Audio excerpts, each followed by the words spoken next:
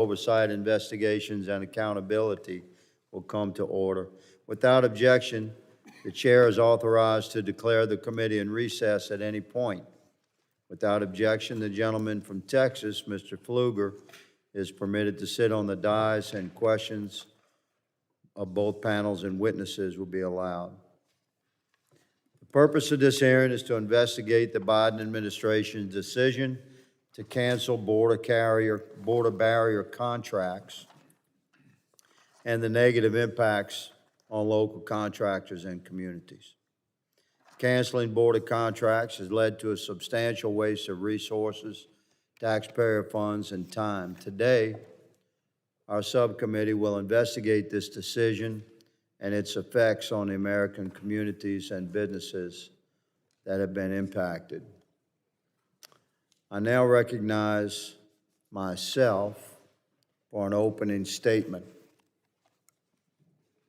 Well, welcome to the Subcommittee on Border Security and Enforcement and Subcommittee on Oversight. There are two subcommittees that are joined to address this important matter, and we'll have two panels before us today.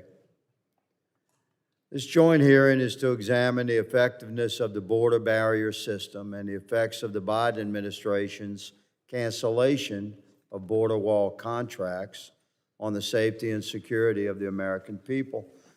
I'd like to thank our witnesses for being here today, some of which traveled extensively to join us to discuss this important topic. Simply put, physical barriers work to deter and delay any form of criminal intent. In areas along the southwest border where there is some kind of physical barrier, illegal border crossings have decreased by up to 87%. From fiscal year 2017 to fiscal year 2020, during the construction of the border barrier system we'll be discussing today, the Department of Homeland Security never reported more than 1 million yearly encounters of illegal aliens at the southwest border.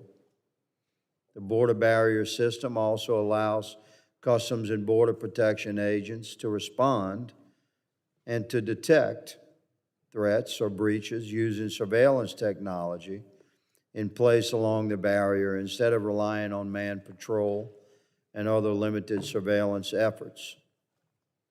This is why earlier this year I introduced the Finish the Wall Act, requiring the Biden administration to resume construction of the border barrier system. In the 2.5 years since President Biden was inaugurated, there have been more than 5 million illegal border crossings and over 1.5 million gotaways, criminal runner gotaways. If this trend continues, the Biden administration is expected to reach nearly 2.5 million alien encounters at the southern border by the end of September for this year alone. The truth of the matter is that my colleagues and friends across the aisle find it difficult to deny that walls work. In fact, there's a long history of bipartisan congressional support in securing the border using physical barriers, such as fencing, innovative technologies, all-weather access roads, and lighting. Many of my colleagues across the aisle, including some members currently on this committee, have voted in favor of the Secure Defense Act of 2006.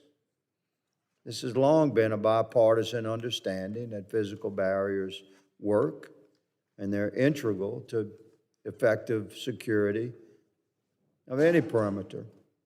So certainly our sovereign southern border is no exception to that simple fact.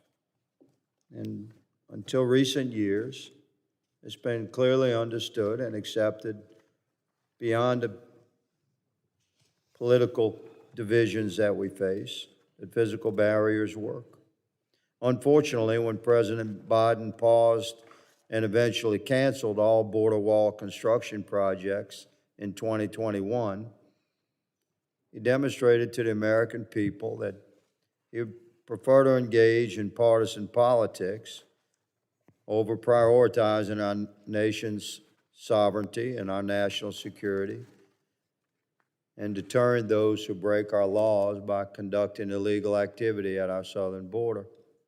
Fencing and border wall construction has ceased to be a bipartisan security tool, and the American people are suffering for the sake of this political posturing.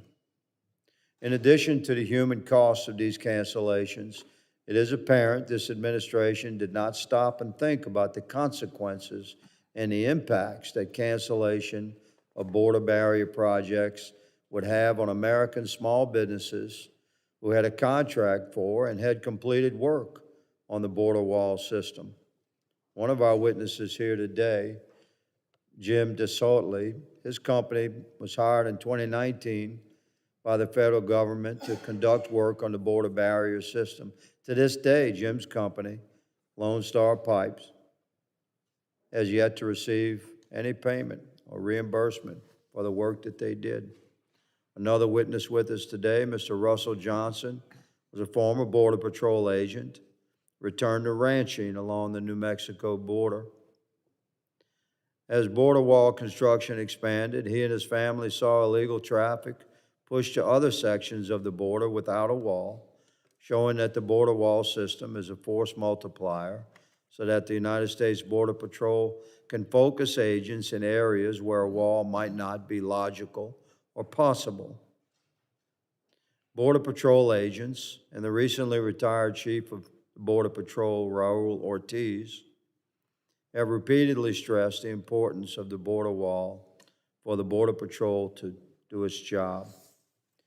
The border wall system should not and did not, prior to the recent years, was not used as a partisan issue.